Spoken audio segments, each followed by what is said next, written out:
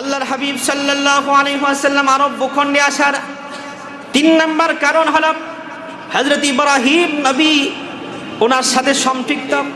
রব্বানা ওয়াবআথ ফীহিম রাসূলাম মিনহুম ইয়াতলু আলাইহিম আয়াতিকা ওয়া ইউআল্লিমুহুমুল الكتاب والحكمة ويزكيهم إنك أنت العزيز الحكيم আল্লাহর কাছে দোয়া করলেন, আয় আল্লাহ তাআলা আমার সহিফার মধ্যে যেই নবীর আলোচনা তুমি করেছ, পূর্বেকার সকল নবীদের কিতাবের মধ্যে যেই নবীর আলোচনা করেছ, আখিরি নবী নবীগণের সম্রাট মুহাম্মদুর রাসূলুল্লাহ সাল্লাল্লাহু আলাইহি ওয়াসাল্লামকে তুমি আমার ছেলে ইসমাঈলের বংশে দুনিয়াতে পাঠাও।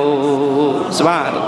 তিনি দোয়া করলেন, আল্লাহ রব্বানা ওয়াবআথ ফীহিম রাসূলান, আল্লাহ তুমি আমাদের মাঝে এমন একজন রাসূল প্রেরণ করো, ইয়াতলু আলাইহিম আয়াতিক, যিনি তোমার আয়াতগুলো তেলাওয়াত করে আমাদেরকে শোনাবেন, ওয়া ইউআল্লিমুহুমুল কিতাব, যিনি কিতাব আমাদেরকে শিক্ষা দিবেন, ওয়াল হিকমা, যিনি হিকমার শিক্ষা দিবেন, ওয়া ইউযাক্কিহিম, যিনি আমাদের সকল অপবিত্রতা থেকে পবিত্র করবেন।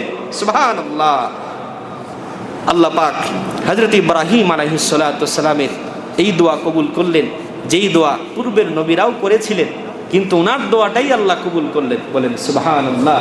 আল্লাহ রাব্বুল আলামিন ওনার ছেলে ইসমাঈলকে সংরক্ষণ করেছেন।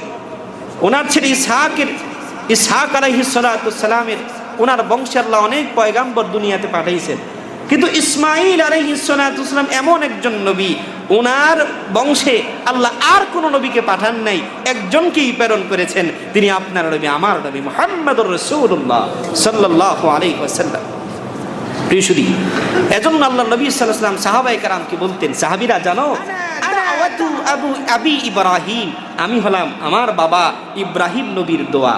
সুবহানাল্লাহ। ইব্রাহিম নবীকে আল্লাহ অনেক পরীক্ষা করেছেন, আগুনে ফেলেছেন, সন্তানকে জবাই করতে বলেছেন, এত বড় বড় পরীক্ষা ইব্রাহিম নবী দিয়েছেন। সব পরীক্ষার পরে আল্লাহর কাছে কোনো পুরস্কার চান নাই, একটা জিনিস চাইছেন তিনি চাইছেন যে এই পুরস্কার পৃথিবীর শ্রেষ্ঠ পুরস্কার। সুবহানাল্লাহ। উনি চাইলেন, আল্লাহ তোমার কাছে আমি এত পরীক্ষা দিলাম, কিছুই চাই না, তোমার কাছে চাই যে তোমার আখিরি নবী, তোমার প্রিয় হাবিব মুহাম্মদুর রাসূলুল্লাহ সাল্লাল্লাহু আলাইহি ওয়াসাল্লামকে আমার ছেলের বংশে দুনিয়াতে পাঠাবা, আমি ইব্রাহিম নবী ধন্য হয়ে যাব, আমার ছেলে ইসমাঈল ধন্য হয়ে যাবে। সুবহানাল্লাহ।